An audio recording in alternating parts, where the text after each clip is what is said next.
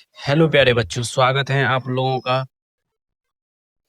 आज हम लोग भारत में राष्ट्रवाद इतिहास के चैप्टर 2 को पढ़ने वाले हैं और इसके साथ जितने भी इम्पोर्टेंट टॉपिक और इससे जो ऑब्जेक्टिव और सब्जेक्टिव क्वेश्चन बनेंगे वो सभी टॉपिक को हम लोग डिस्कस करेंगे। और आपके बोर्ड एग्जाम के लिए ये क्लास बहुत ही इम्पोर्टेंट है और ये चैप्टर भी बहुत इम्पोर्टेंट है, क्योंकि इसमें भारत से रिलेटेड, भारत में राष्ट्रवाद का जो है बहुत ही अच्छे से डिस्कशन किया गया है और ये आप लोगों के लिए बहुत ही महत्वपूर्ण साबित होने वाला है। और आप लोग कॉपी और पेन लेकर के बैठिए और नोट करते रहिएगा और एग्ज़ाम तक रिवीजन करते रहिएगा इसी को चीज़ को। इससे बाहर क्वेश्चन नहीं जाएगा, ये मेरी गारंटी है। देखिए, सबसे पहले इंट्रोडक्शन पढ़ लेते हैं। तो इंट्रोडक्शन में है कि देखिए, यूरोप में आधुनिक राष्ट्रवाद के साथ राष्ट्र राज्यों का उदय हुआ था। तो यूरोप में राष्ट्रवाद के बारे में हम लोग पढ़े थे और वहीं से ये राष्ट्रवाद की भावना शुरुआत हुई थी और शुरुआत भी हुई थी और पूरे विश्व में फैली हुई। भारत में राष्ट्रवाद का उदय उपनिवेशवाद विरोधी आंदोलन से जुड़ा है। अब यहाँ पे उपनिवेश का मतलब क्या होता है? उपनिवेश का मतलब होता है कोई भी बाहरी आदमी आकर के आपके देश में शासन स्थापित करे, उसी को हम लोग उपनिवेश बोलते हैं। जैसे कि एग्जाम्पल के रूप में आपके गांव मोहल्ले में कोई बाहर से कोई आदमी आया, दूसरे गांव या मोहल्ला का आदमी, और आपके चौक चौराहे पे दुकान खोला और वो अपना बिजनेस कर रहा है और बिजनेस करते करते आपके गांव के राजनीति में इंटर कर गया। राजनीति में इंटर करके वो आप लोगों के सबको चहेता बन गया और नेता बन गया। तो इसी को हम लोग उपनिवेश बोलते हैं कि वो बाहरी आदमी आकर के आपके शहर या गांव के राजनीतिक हिस्सेदारी में शामिल हो जाता है। तो ठीक उसी प्रकार भारत में भी क्या होता है कि अंग्रेज सब आकर के भारत की राजनीति में शामिल हो जाता है और भारत पे शासन करने लगता है। तो इसी को हम लोग उपनिवेशवाद, और ये जो राष्ट्रवाद की भावना जो पनपी थी भारत में, और इसी अंग्रेज विरोधी आंदोलन को जो है जोर शोर से करने के लिए ये पनपी थी। साझा दमन के भाव ने अलग अलग समूहों को एक सूत्र में बांधा। मतलब सभी जितने भी भारत में विविधताओं से भरा देश है और इसमें बहुत प्रकार के धर्म, जाति, उसके बाद जो है भाषा बोलने वाले लोग हैं, और सब जो है एकजुट होकर के अंग्रेजों को भगाने का काम किया था भारत से। हर वर्ग पर उपनिवेशवाद का असर अलग अलग था। स्वतंत्रता के मायने भी भिन्न थे। गांधी जी के नेतृत्व में कांग्रेस ने इन समूहों को जोड़कर विशाल आंदोलन खड़ा किया और इस सभी में अंग्रेज को भगाने में सबसे महत्वपूर्ण भूमिका जो था वो कांग्रेस और गांधी जी, जिसको हम लोग राष्ट्रपिता के रूप में भी जानते हैं, तो ये दोनों जो है महत्वपूर्ण भूमिका निभाई थी। देखिए, तो इसमें बहुत सारा छोटा छोटा टॉपिक है, चैप्टर में डिवाइड किया गया है भारत में राष्ट्रवाद। तो आज हम लोग इस सभी को, इस पूरे चैप्टर को पढ़ लेंगे। चैप्टर 1 में है पहला विश्व युद्ध, खिलाफत और असहयोग, यानी कि पहला विश्व युद्ध के बारे रिलेटेड जो भी चीज़ है पूरे विश्व के परिप्रेक्ष्य में, और खिलाफत आंदोलन जो भारत में शुरू हुआ था, और असहयोग आंदोलन अंग्रेजों के खिलाफ, तो ये सब इसमें डिस्कशन किया गया है। तो देखिए, युद्ध के बाद की स्थिति, मतलब विश्व युद्ध छिड़ गया था 1914 1913 सब के आसपास।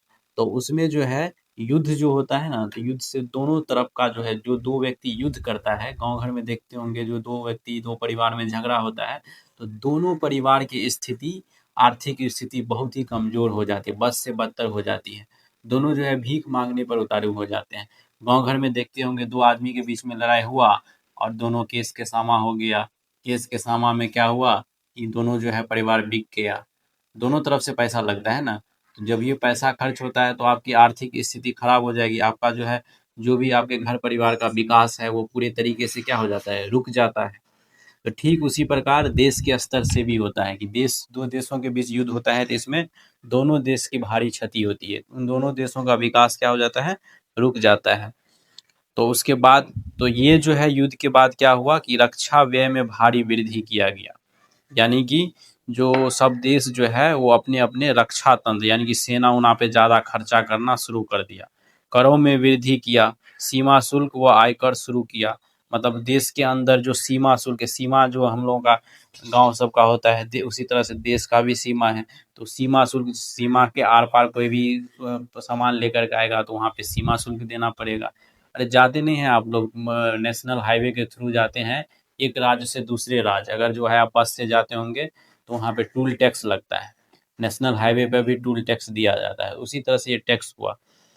तो उसके बाद है कर, यानी कि टैक्स में जो भी सामान उमान खरीदा था आदमी सब, उस पर जो है वो टैक्स सरकार क्या कर दी, बढ़ा दी, तो इससे सामान का भी दाम बढ़ने लगा। 1913 और 1918 में कीमतें दुगुनी हुई।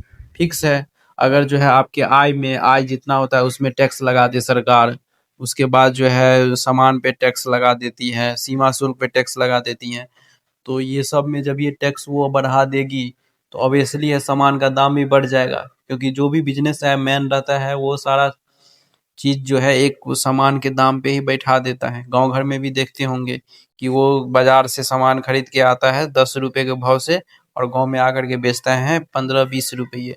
क्यों? क्योंकि उसको जाने आने का खर्चा, भाड़ा, फिर उसके बाद उतना टाइम वो अपना खर्च किया, मेहनत किया, वो सब तो जुड़ेगा ना।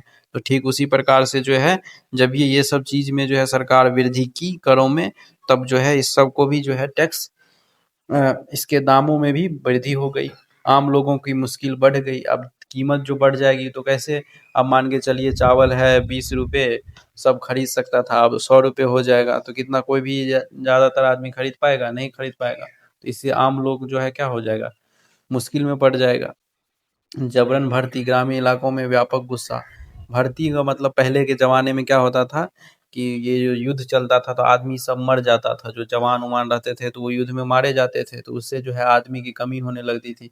तो गांव घर से जो बलिष्ठ आदमी, जो मजबूत आदमी था, उसको पकड़ पकड़ के ले जाया जाता था और सेना में भर्ती कराया जाता था। इससे ग्रामीण इलाकों के लोग जो है बहुत ही क्या हो गए उसके प्रति, एकदम जो है क्रुद्ध हो गए, गुस्सा में आ गए। उसको जबरदस्ती पकड़ करके पुलिस में सब भर्ती किया जाता था। लेकिन अब के ज़माना में कोई ज़बरदस्ती भर्ती है, जो ज़बरदस्ती भी जाना चाहता है, अपना मन से भी जाना चाहता है, तो उसको भी नहीं लेता है, पैसा भी देता है तब पर भी नहीं होता है काम। आप समझ जाइए कैसा ज़माना आ गया। और उस टाइम क्या ज़माना था कि पकड़ पकड़ करके जो है भर्ती किया जाता था सेना सब में।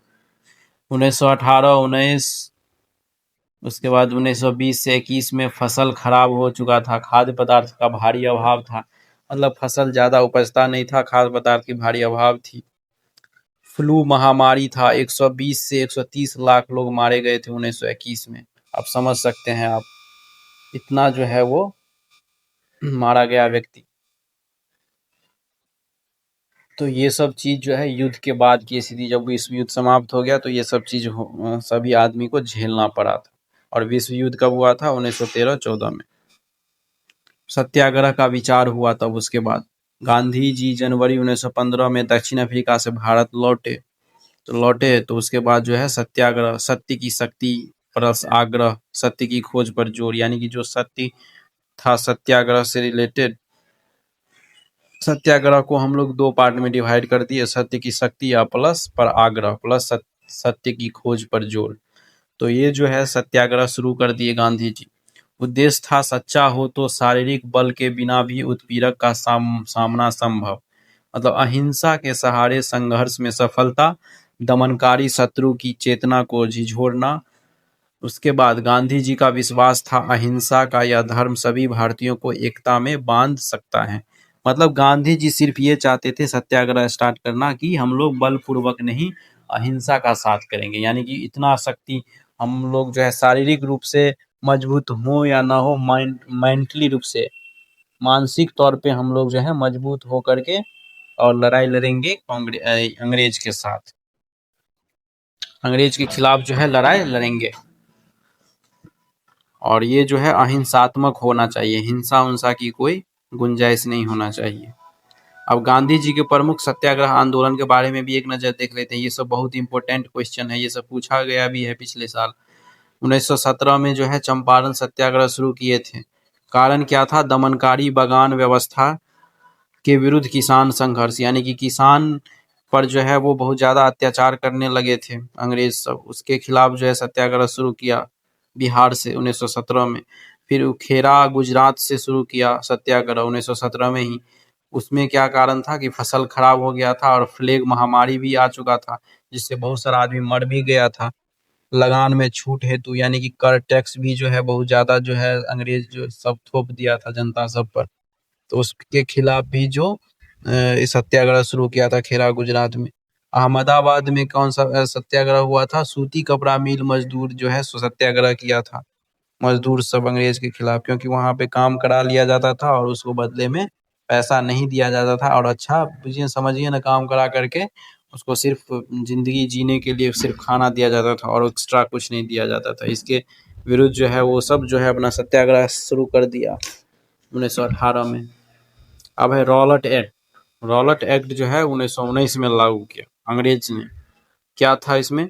इंपीरियल लेजिस्लेटिव काउंसिल ने भारी विरोध के बावजूद जल्दबाजी में पारित किया ये रॉलेट एक्ट भारतीयों के खिलाफ अंग्रेज।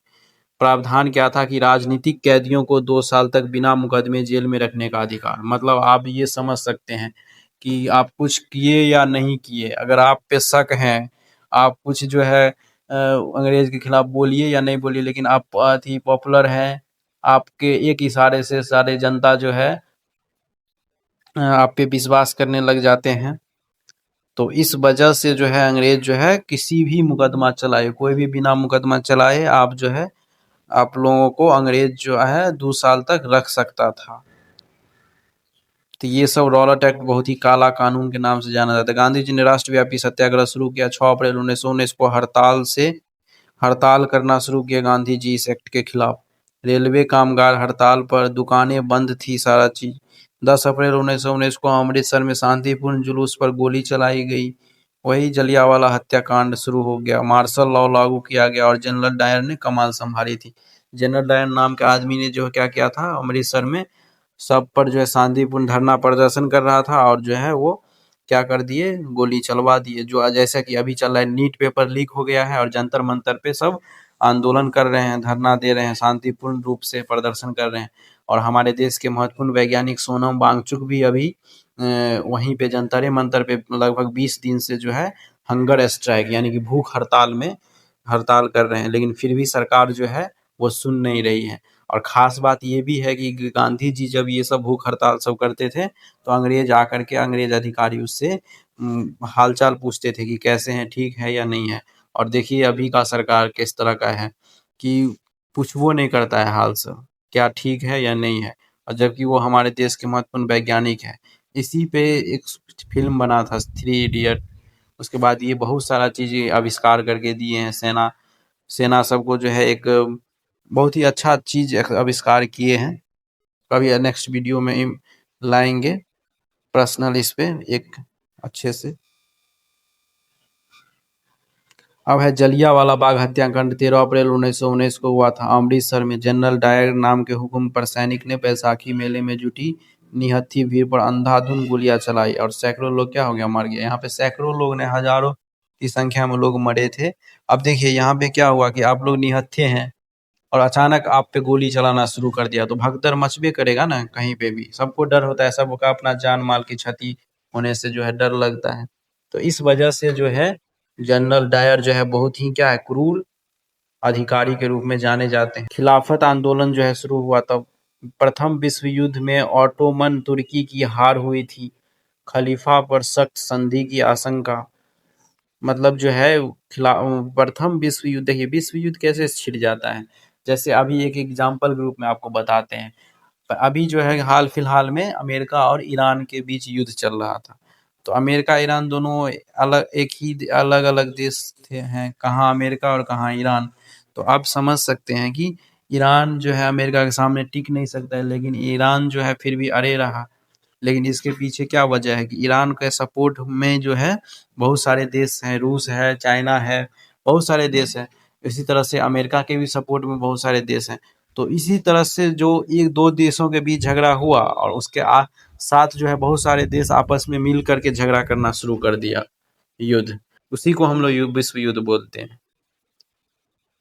मार्च 1919 में बम्बई में खिलाफत समिति का गठन किया गया और नेतृत्व में मोहम्मद अली और शौकत अली बंधु को रखा गया।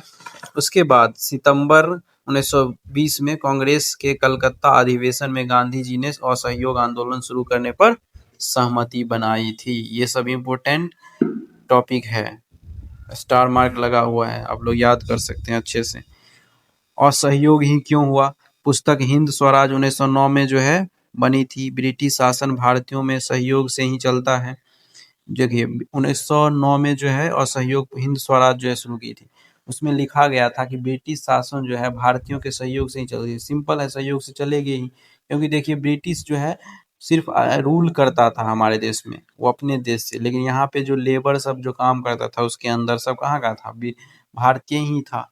लेबर क्लर्क वो सब अंग्रेजी शिक्षा इसलिए लागू किया, वो अपनी सुविधा के लिए, कि किसी तरह वो अंग्रेजी जान जाएगा तो हमारा काम चल जाएगा, नहीं तो अगर अंग्रेजी नहीं जान पाएगा तो हम बोलेंगे कुछ, वो समझेगा कुछ, काम ही नहीं हो पाएगा। तो इस वजह से जो है उन्होंने अंग्रेज सब ने अंग्रेजी शिक्षा लागू करके काम कराने के लिए, लेबर फैकल्टी का काम कराने के लिए ये सब चीज शुरू किया था। और सहयोग वापस ले, 1 वर्ष में ब्रिटिश शासन ढह जाएगा और स्वराज मिलेगा, तब जाकर के वो असहयोग लिया। असहयोग कार्यक्रम का चरणबद्ध क्या था, मतलब कि कैसे कैसे असहयोग आंदोलन शुरू हुआ था। सरकारी उपाधियां लौटाना, यानी कि जितने भी भारतीयों को सरकारी उपाधि मिला था, सब नौकरी, सेना, पुलिस, अदालत, स्कूल का बहिष्कार किया गया, सबटी अंग्रेज द्वारा जो किया गया था सबका। विदेशी वस्तुओं का बहिष्कार किया गया। आगे सविनय अवज्ञा आंदोलन जो है ये सब किया गया। देखिए ये सब क्यों बहिष्कार किया गया, क्योंकि हम लोग अहिंसा के पुजारी थे, तो अहिंसा के बिना मारपीट के जो है इसका विरोध कर रहे थे। तो विरोध कर रहे थे तो गांधी जी बोले कि हमको जितना भी अंग्रेजों द्वारा सम्मान मिला है वो सब हम लौटा रहे हैं। और एक लेखक थे रविन्द्रनाथ टैगोर, उनको भी बहुत सारा सम्मान मिला दिया गया था अंग्रेजों द्वारा, वो भी लौटा दिया गया। फिर उसके बाद नौकरी, सेना, ये सब में जितने भी भारतीय थे वो भी अपना डिजाइन दे करके अपना जो है छोड़ रहे थे अंग्रेज का जो है, इसी को कहते हैं असहयोग, सहयोग नहीं देना। विदेशी वस्तुओं, यानी कि अंग्रेज जो वस्तु भारत सप्लाई करता था वो सब भारतीयों को मना किया गया था खरीदने से। फिर उसके बाद दिसंबर 1920 में नागपुर अधिवेशन में असहयोग कार्यक्रम की स्वीकृति हुई। अब हम लोग चैप्टर 2 की ओर प्रस्थान कर रहे हैं। आंदोलन के भीतर अलग अलग धाराएं, क्या सब धाराएं लगाया गया था अंग्रेजों द्वारा, वो देखिए। शहरों में आंदोलन, शहर में आंदोलन था। असहयोग खिलाफत आंदोलन जनवरी 1921 में शुरू हुआ। हजारों विद्यार्थियों ने स्कूल कॉलेज छोड़े, शिक्षकों ने इस्तीफा दिए, जितने भी भारतीय थे अंग्रेजों के खिलाफ। वकीलों ने मुकदमा लड़ना बंद किया। मद्रास के जस्टिस पार्टी ने चुनाव बहिष्कार नहीं किया। फिर उसके बाद 1921-22 में विदेशी कपड़ों का आयात 102 करोड़ से घटकर 57 करोड़ रह गया। इस देखिए असहयोग आंदोलन का कितना असर पड़ा, कि विदेश का जो कपड़ा था वो जो है 57 करोड़ पर रह गया। पहले विदेश में खरीदा जाता था 102 करोड़ रुपया का कपड़ा, लेकिन वो घट करके 57 करोड़ पे आ गया। आंदोलन धीमा पड़ा, खादी महंगी हुई, वैकल्पिक संस्थान में कमी हो गई।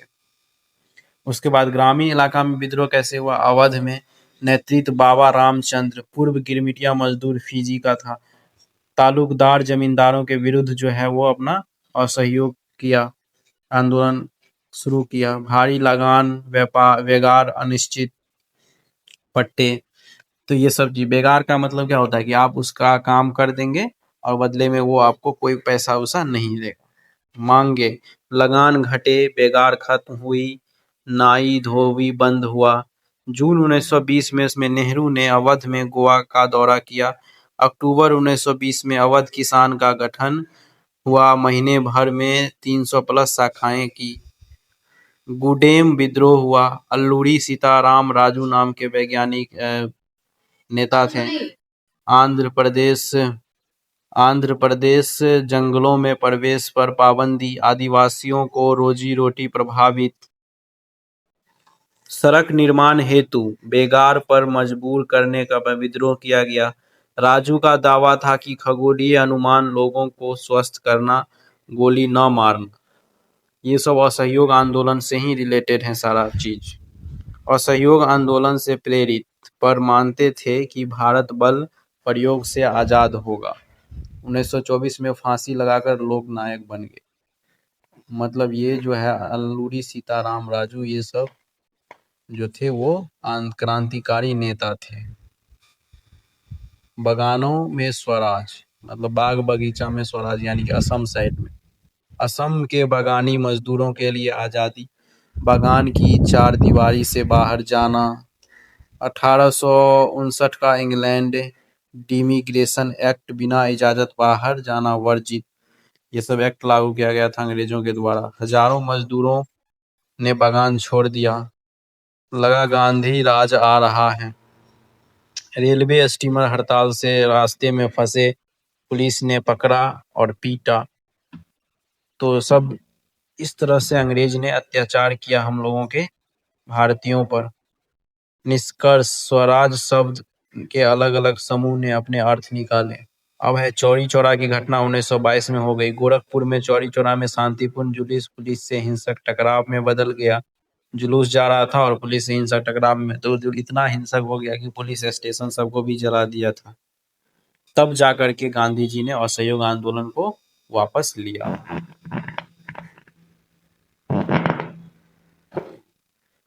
अब है चैप्टर 3, सविनय अवज्ञा आंदोलन की ओर जा रहा है। तो इसमें क्या है, साइमन कमीशन लागू किया 1928 में। ब्रिटेन के टोरी सरकार ने सर जॉन साइमन के नेतृत्व में वैधानिक आयोग गठित किया। उसके बाद इस आयोग में कोई भी भारतीय सदस्य नहीं था, सभी क्या थे, अंग्रेज थे।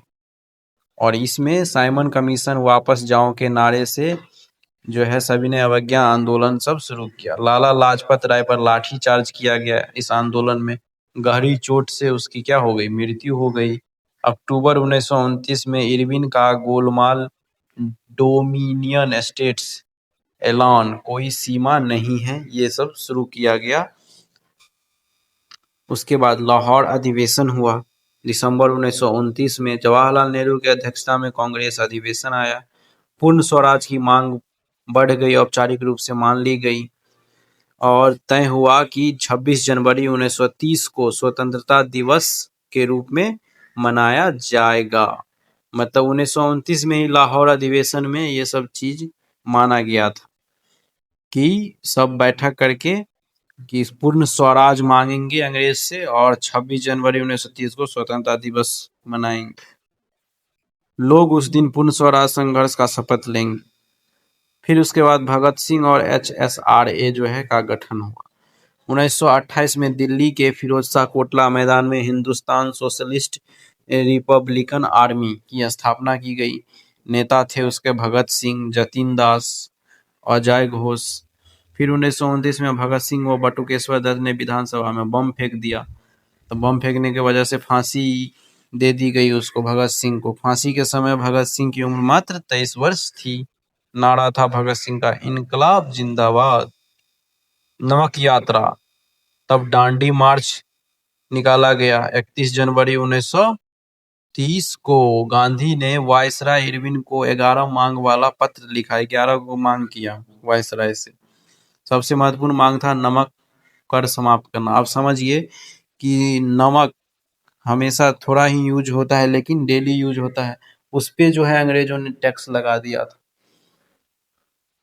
तो उसको जो है कम करने के लिए या समाप्त करने के लिए गांधी जी ने पत्र लिखा था। शुरुआत में साबरमती आश्रम से शुरू किया, अंत कहाँ तक किया, गांधी दांडी गुजरात तक। दूरी कितना था, 240 किलोमीटर। समय कितना लगा, 24 दिन। कितने थे, 78 वॉलेंटियर थे गांधी जी के साथ। 78 आदमी गए थे उसका साथ सहयोग करने। 6 अप्रैल 1930 को समुद्र जल उबालकर नमक बनाया और कानून का उल्लंघन किया।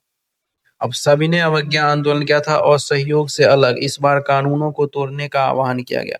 हजारों लोगों ने नमक कानून तोड़ा, विदेशी कपड़ों का बहिष्कार किया, किसानों ने लगान व चौकीदारी कर देने से इनकार किया। फिर दमन क्या हुआ कि अप्रैल 1930 में गफ्फार खान की गिरफ्तारी हुई, भीड़ पर गोलियां फिर चली और गांधी जी की भी गिरफ्तारी हो गई। सोलापुर मजदूरों पर हमला हुआ, लगभग 1 लाख लोगों को गिरफ्तार कर लिया गया। अब गांधी इरविन समझौता हुआ कब, 5 मार्च 1931 को। गांधी जी ने सविनय अवज्ञा आंदोलन वापस लिया। फिर उसके बाद दूसरे गोलमेज सम्मेलन में लंदन दिसंबर 1931 में भाग लेने पर सहमति जताई। सरकार राजनीतिक कैदियों को रिहा करने पर राजी हुई। फिर उसके बाद वार्ता विफल हुआ, यानी कि राजी हुई, फिर जो है उसका बात नहीं माना। गांधी जी निराश लौटे और सरकार ने फिर दमन शुरू किया। सविनय अवज्ञा फिर शुरू कर दिए गांधी जी ने, पर 1934 तक गति मंद पड़ गई। फिर अब देखिए लोगों ने आंदोलन को कैसे लिया। सामाजिक समूह में संपन्न किसान जो थे, जिसके पास ज्यादा जमीन था, पैसा था, मिडिल क्लास फैमिली, पाटीदार सब, जाट सब बढ़ चढ़ कर समर्थन किया। 1932 में लगान न घटने से नाराज गरीब किसान क्या किया, पट्टे का किराया माफी चाहते थे और समाजवादियों का नेतृत्व किया। व्यवसायी वर्ग क्या किया, FICCI 1927 में गठित आंदोलन को आर्थिक सहायता दी। मतलब जो व्यवसाय से करते थे, बिजनेसमैन सब थे, वो पैसा से सहयोग किया। औद्योगिक श्रमिक क्या किया, जो फैक्ट्री सब में काम करने वाला जो व्यक्ति सब था, लेबर सब था, वो क्या किया, बड़ी संख्या में भाग नहीं लिया। कुछ हड़तालें भी हुई। महिलाएं सब क्या किया, पिकेटिंग, जेल गई। कांग्रेस में महत्वपूर्ण पद नहीं मिले थे महिला सब। अब दलितों की सीमित भागीदारी, वहां पे जो दलित आदमी थे इस आंदोलन सब में, वो भाग नहीं लेते थे। गांधी जी ने अछूतों को हरिजन कहा। हरिजन जो है, अछूत को जो पहले समाज से कटे हुए आदमी थे, SC ST के कैटेगरी का आदमी सब, वो जो है उसको अछूत बोला। अछूत को हरिजन के नाम से जो है संबोधित किया गांधी जी ने। मंदिर, तालाब, कुआं में समान अधिकार हेतु सत्याग्रह किया गया। डॉक्टर अंबेडकर 1930 में दलित वर्ग एसोसिएशन का गठन किए और अलग निर्वाचिका के सवाल पर गांधी अंबेडकर विवाद, गांधी जी आमरण अनशन पर बैठ गए। उसके बाद पूना पैक्ट हुआ सितंबर 1932 में। दलित वर्गों को विधायी परिषदों में आरक्षित सीटें मिले। आरक्षण का कॉन्सेप्ट यहीं से लागू हुआ। यही भीमराव अंबेडकर जो है इस सब में आगे भूमिका निभाते थे। मुस्लिम समुदाय की क्या भागीदारी थी, मुस्लिम लोग। असहयोग खिलाफत ठंडा पड़ने के बाद मुसलमानों का तबका जो है कांग्रेस से कटा। असहयोग खिलाफत ठंडा पड़ने के बाद मुसलमानों का तबका कांग्रेस से कटा महसूस करने लगे। कांग्रेस हिंदू महासभा के करीब दिखी। सांप्रदायिक दंगे बढ़े। सांप्रदायिक दंगे मतलब हिंदू मुस्लिम कट्टरता की जो है भावना, धर्म के आधार पर युद्ध जो है एकदम लड़ना शुरू हुआ। उसके बाद 1927 में कांग्रेस मुस्लिम लीग एकता का प्रयास असफल हो गया। जिन्ना जो है वो आरक्षित सीटें मिले तो पृथक निर्वाचक की मांग करने लगे, करने को तैयार हो गए, छोड़ने को तैयार नहीं थे वो। मतलब वो अपना अलग सारा चीज करना चाहते थे। 1930 में सर मोहम्मद इकबाल ने पृथक निर्वाचिका पर पुनः जोर दिया। अब है चौथा, सामूहिक अपनेपन का भाव, भारत माता की छवि। मतलब राष्ट्रवाद में जो है अब भारत माता इन कर गए। बंकिम चंद्र चट्टोपाध्याय 1870 के दशक में वंदे मातरम गीत लिखा था। उपन्यास क्या था, आनंद मठ में शामिल बंगाल स्वदेशी आंदोलन में गाया गया था। और रविंद्रनाथ टैगोर भारत माता की विख्यात छवि चित्रित की। मतलब 1905 में उन्होंने चित्र बनाया। सन्यासिनी रूप में शांत, गंभीर, दैवी शिक्षा, भोजन, कपड़ा देती हुई। बाद में चित्रों में त्रिशूल, हाथी, शेर के साथ साथ शक्ति, सत्ता का प्रतीक भी शामिल किया। तो पहले सन्यासिनी रूप में, फिर उसके बाद धीरे धीरे सारा चीज जो है वो ऐड करते चला गया। प्रतीक और लोक कथाएं क्या थी, नटेशा शास्त्री, मद्रास, तमिल लोक कथाओं का संकलन, और the folk lores of the southern India. ये सब नाम है, आपको याद रखना बहुत जरूरी है। रविन्द्रनाथ टैगोर ने बंगाल में लोक गाथा, गीत वो मिथक इकट्ठा किए। बंगाल स्वदेशी आंदोलन में तिरंगा झंडा हरा, पीला, लाल तैयार किया। फिर उसके बाद 1921 में क्या हुआ, गांधी जी का स्वराज झंडा सफेद, हरा, लाल, बीच में चरखा, ये सब आ गया। इतिहास की पुनर्व्याख्या हुई। प्राचीन गौरवशाली भारत का वर्णन, पर अधिकतर हिंदू अतीत पर केंद्रित थे। अब देखिए ये सारा चीज आपको अच्छे से नोट कर लेना है और बार बार रिवीजन करना है समझ करके, तब जा करके आप जो है एग्ज़ाम में अच्छा स्कोर करेंगे। और ख़ास बात ये है कि सोशल स्टडीज़ में अच्छा स्कोर करने के लिए आपको 2 चीज़ और करना है, एक बिहार का मैप और इंडिया का मैप बनाना सीख लेना है। नक्शा जिसको हम लोग बोलते हैं, नक्शा बनाना सीख लीजिए। और आप लोग 1-2 क्वेश्चन का जवाब दीजिएगा कि हमारे भारत में कितने राज्य हैं और कितने केंद्र शासित प्रदेश हैं। आप लोगों के लिए ये क्वेश्चन है, कमेंट बॉक्स में लिखिएगा। अब देखिए कुछ ये सब महत्वपूर्ण प्रश्न जो है बनेंगे ऑब्जेक्टिव में, उसको रिवीजन कर लीजिए। सत्याग्रह में क्या सब हुआ? चंपारण 1917, खेराभी 1917, अहमदाबाद 1918 सत्याग्रह ये सब किया गया। रॉलेट एक्ट 1919 में आया। जलियांवाला बाग हत्याकांड 13 अप्रैल 1919 में हुआ। और सहयोग खिलाफत आंदोलन शुरू हुआ जनवरी 1921 में। चौरी चौरा कांड जो हो गया 1922 में उत्तर प्रदेश में हुआ था आंदोलन, इसके वजह से आंदोलन वापस लेना पड़ा गांधी जी को। साइमन कमीशन 1928 में आया, कोई भारतीय सदस्य नहीं था, इसका घोर विरोध हुआ कांग्रेस के द्वारा। लाहौर अधिवेशन आया दिसंबर 1929 में, जो कि पूर्ण स्वराज की जो है मांग करना शुरू कर दिया था। उसके बाद दांडी मार्च हुआ 6 अप्रैल 1930 को 240 किलोमीटर तक 24 दिन तक। गांधी इरविन समझौता हुआ 5 मार्च 1931 तक। पूना पैक्ट हुआ सितंबर 1932 में। फिर उसके बाद भारत माता जो है का चित्र बनाया बंकिम चंद्र चटर्जी और अरविंद्रनाथ टैगोर। बंकिम चंद्र चटर्जी जो है वंदे मातरम लिखा गीत, और ये जो है अब अरविंद्रनाथ टैगोर ये जो है भारत माता का चित्र बनाया। कुछ तिथियां हैं, जलियांवाला बाग हत्याकांड 13 अप्रैल 1919, रॉलेट एक्ट 1919, असहयोग आंदोलन शुरू हुआ 19 जनवरी 1919, चौरी चौरा फरवरी 1922, साइमन कमीशन भारत आया 1928 में, लाहौर अधिवेशन दिसंबर 1929 में। उसके बाद दांडी मार्च समाप्त किया गया 6 अप्रैल 1930 को। गांधी इरविन समझौता हुआ 5 मार्च 1931 को। पूना पैक्ट हुआ सितंबर 1932 को। अब ये सारा क्वेश्चन है जो बहुत ही आप लोगों के लिए इम्पोर्टेंट है और VVI क्वेश्चन है, ये आप लोग अच्छे से कर लीजिएगा। असहयोग आंदोलन शहरी क्षेत्रों में कैसे आगे बढ़ा और धीमा पड़ने के कारण बताइए। तो चलिए आज के क्लास में बस इतना ही। आप लोग अच्छे से समझ करके याद करते रहिएगा। अगर आप लोगों ने इस वीडियो को या इस चैनल को सब्सक्राइब नहीं किया है तो प्लीज़ सब्सक्राइब करें, लाइक भी कर दीजिएगा और शेयर भी कर दीजिएगा अपने दोस्तों के साथ, ताकि वो भी ये सारा चीज़ देखें और उनका भी अच्छा मार्क्स आए SST में। तो चलिए बहुत बहुत धन्यवाद आप लोगों को।